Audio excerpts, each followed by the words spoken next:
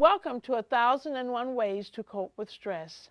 I am Professor Kinshasa Shabaka, and today we are honored to have the gifted author and writer and just prolific Egyptologist, Dr. Frederick Monderson, presenting to us again from his vast reservoir of knowledge. We are speaking today on Narmer, the Conqueror. Dr. Monderson, welcome again. Thank you, Professor, for having me. And It's such Happy New a Year. wonderful opportunity and experience to be with you. Thank you. Your work of disseminating knowledge has to be recognized, and you applauded for your wonderful contribution to our people's edification. Today I want to speak to you about Narmer. He is what is called the conqueror of Egypt, the conqueror of northern or lower Egypt, and the unifier of Egypt.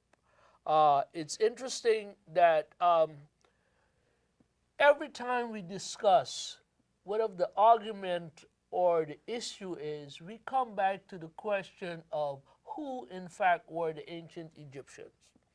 And to begin our discussion today, we need to focus primarily on two what I call interrogative hypotheses. And the first is, what is the source of Narmer's inspiration and intellectual and administrative know-how? And secondly, what is Narmer's relations to the Negroes of Upper Egypt, Nubia, and Ethiopia? And finally, we will have to come back because the claim of a European Egyptian is that these people migrated from the steppes of Southwest Asia for some unknown reason. It's not been explained why. And they brought a superior mental attitude that further developed the civilization that they found. Well, based on our presentation, you're going to be asked who in fact had the superior mental attitude, okay? So, there's a school of thought that says, don't read the white man. And I think that this is a prescription for failure because in the reclamation of Egypt, the Europeans are the ones who did the excavation. And considering that we are dealing with a culture that was buried for more than 2,000 years, it was a terrible situation. And today when you visit Egypt, it is so sanitized that you have to give kudos to the people who did the archaeological excavation. However, it came at a price. And for the most part, these people had the pick of the crop. And as such, they chose for their museums and their private collections some of the best pieces. But the fundamental question, which is even today, despite all of the new information, who in fact were these people? We held that they were Africans who sailed down the Nile. The Europeans say that there were Asiatic Europeans who migrated to Africa and then formed a lordly class who, in essence, forced the Africans to build the structures that we come to associate with Egypt. So I have a problem with the whole notion of don't read the white man, because Dr. Ben Johanna, Dr. John Clark, Dr. Diop, Dr. Theophilo Benga, Dr. Van Sertima, they all read the white man. The question is the interpretation of the data, because the Europeans interpreted the data pointing not in Africa, from where the cultural effluence flowed, but from Asia, if you can conceive of a group of people migrating across the desert, then arriving at a nation that was sufficiently strong to project power abroad, being unable to defend themselves. Dr. John Clark said that Europe's claim to Egypt is not based on logic, okay? That is why I personally, and my teacher, Dr. Leonard James, advocated that our young people should be immersed in intellectual autonomy that gives them the skills, the problem-solving skills to look at any document and read it in a critical manner. And that's what we have to do. We have to read the European work in a critical fashion and then come to the conclusion that demolishes the falsity of a strawman European Caucasian. So this brings us to the person of our topic today, who is Narmer. In order to fully assess Narmer, we have to have some history about his background. We know that there are two significant historical documents, one, the Narmer Palette, and two, the Narmer Macehead, that tells us about the history of Narmer. What it says is that at about 32, 31, 30, 3000 or so BC, this southern chieftain, general, king, sailed north with an armada and conquered a lower Egyptian kingdom and united the two kingdoms into one and began the dynastic period. Among the iconography, besides the Narmer Palette and the Narmer Macehead, there was the white crown, which is called the Hedjet, and the red crown, which is called the Deshret, and Narmer combined these two crowns to form the united red and white double crown, which is called the Sekhmet crown. What we see on the Narmer Macehead especially was indication that the king had conquered 100,000 men, a number of other active artifacts, and more than 1 million goats. So according to Flinders Petrie, the father of modern archaeology, it is recognized that by the time of Narmer, these Africans were counting in the millions. So no one really looks at the predecessors or the precursors to Narmer's intellectual, technological, and administrative capabilities. And that is where, instead of seeking this external source, we need to look at what is the evidence that precedes Narmer.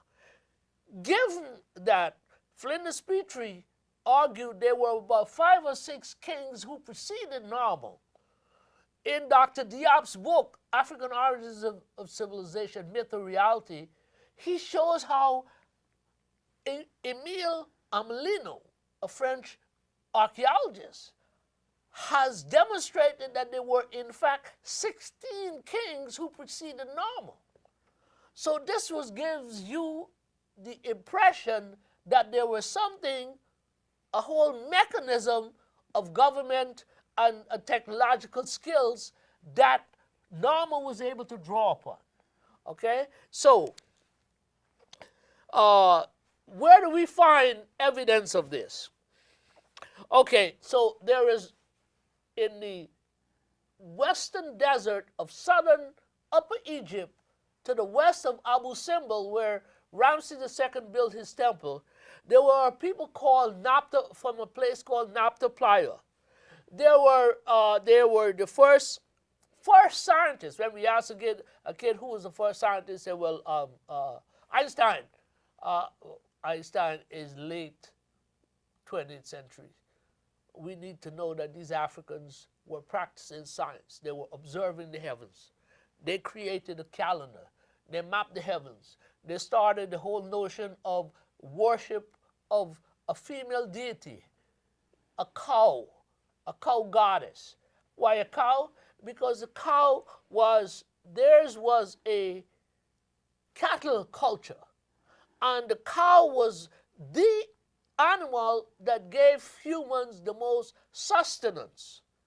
They kept cattle not for the meat, but for the milk and the blood, which were renewable resources in the animal. And so they ended up praising this animal. And it's interesting because V. Gordon Childe, a scholar of the early 30s, indicated that the earliest man had been a hunter and a gatherer. And these people of Naphtha Playa were the first revolutionaries because they moved from being hunters and gatherers to pastoralists and agriculturalists. Pastoralists are people who keep animals, big cattle, for milk, butter, cheese, and things of that nature, their blood. And only on solemn occasions would they kill an animal for some festival. And that was a big affair to slaughter one of their animals, okay?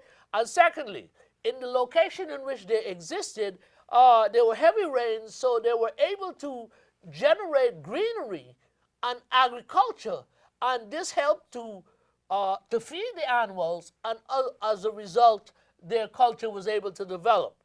They were thus the first scientists, the first agriculturists, the first pastoralists. Tasseti in Egypt built the Low Dam in 1902, and in the early 1960s, the Egyptian president, Gamal Abdel Nasser, decided that he wanted to build a second dam called the High Dam and create hydroelectric potential for economic development of the country. So what happened is that UNESCO, United Nations Cultural Organization, appealed to nations that had had a history of archaeology in Egypt. So the United States sent from the University of Chicago a team headed by a gentleman named Keith Sell. And he made a discovery at a place called Kustul. But instead of making the report, he buried it in the basement of the museum. And Dr. Van Sartman said that he had hoped to carry this to his grave, the significance of this. Now, here's an example of a New York Times article on March 1, 1979, pages 1 and page 816, that indicate that Nubian monarchy called the oldest. Clues to oldest monarchy found in Nubia. What we found was that there was a kingdom called Tasseti to the south of Abu Simbel, where we see evidence of a monarch, a king, enthroned, wearing the white crown. We see that what is called a palace facade, that is to say, the building where he lived. We see evidence of the Horus bird, which is a symbol of the king. We see sailing boats, and we see an incense burner. Incense was one of those esoteric, mystical ingredients that is used in religious ceremonies. We see this at some like 200 years before we see Narmer. unification at 3100. So what does this do?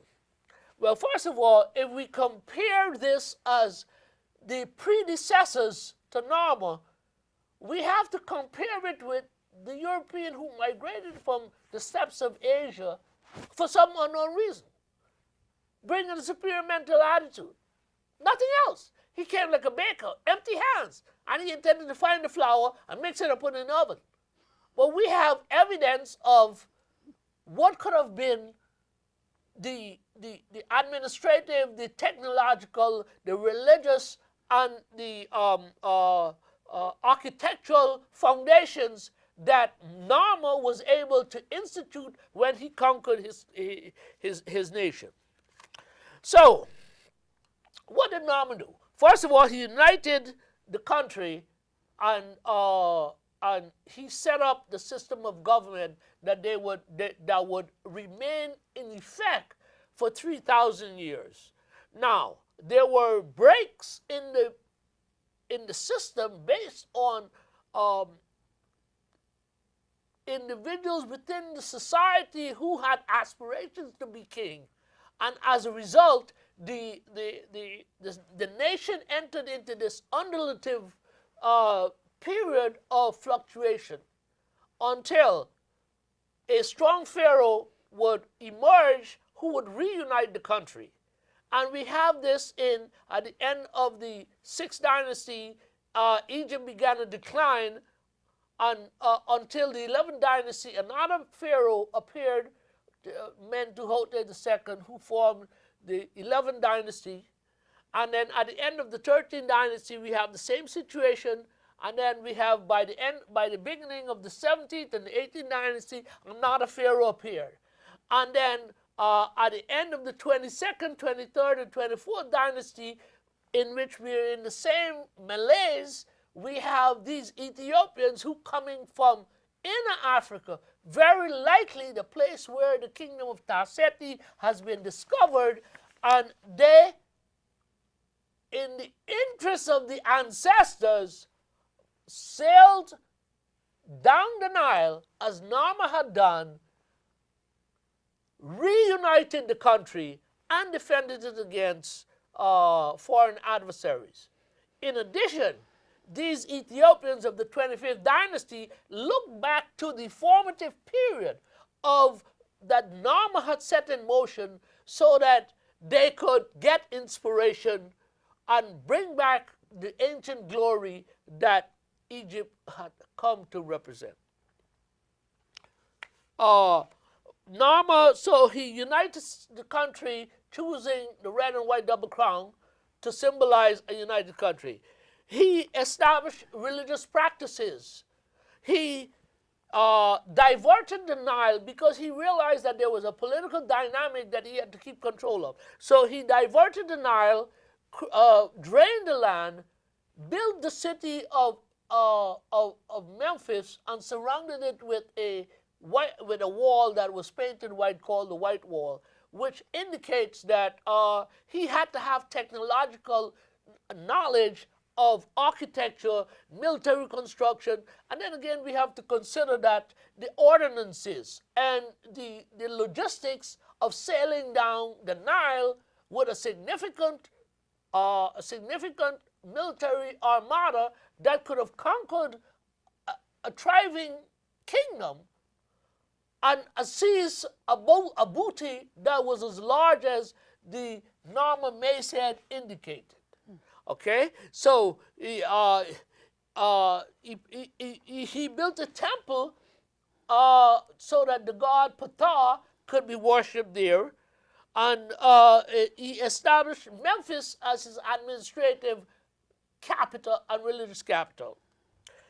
He organized a bureaucracy and recognized the social hierarchy of the king, nobles, a priestly class, and commoners. He encouraged arts and crafts and pursued trade with his northern neighbors. He defined the parameters and the nature of the military, even determining what the various types of weaponry would represent. significantly. And in this earliest period, there is no indication that he attacked or invaded Nubia, the land to the south, which can basically give us some indication that there was some kind of connection between his origins and those Africans to the south of Egypt. Now, this kind of situation didn't last for long. And people will say, well, if he came from Nubia, why did he attack the Nubians? Well, Napoleon attacked Germany and France. Germany and their neighboring nations. Conquerors do this because they're seeking booty and economic wealth and what have you. Okay? Now, what does all of this tell us? It tells us that we must look to, oh yes, one important point I needed to make. Now, on the Narmer palette especially, which is a two-sided slate showing the king wearing the white crown on one side and the king wearing the red crown on another. And secondly, the imagery of the goddess Hathor as a cow horn, a human face with cow's horns, which the prominent role that she plays on this historic document says that she was significant. Okay? Now, it's interesting that when we get to the 6th dynasty, during the reign of Merenre and Pepi II, an explorer named Anu went west in a new territory of unknown people to explore in the name of the king. And he discovered a people called the Amu, who was worshiping the goddess Hathor. Now, the Egyptians had not known of these people, but they were worshiping Hathor. Now, how is it that these people worshiping Hathor, and Hathor emerges as a significant iconography on the significant Narmer palette, which means that Narmer, his heritage was actually to the south of Egypt. And these issues have been in the record, and that's why we have to read all the evidence. You know, there was a New York radio personality named Gary Bird who often said, way back in the time when he was at the Apollo Theater, the evidence, the information you don't have could kill you, which means that you have to have all the information. And that is why I'm advocating that our people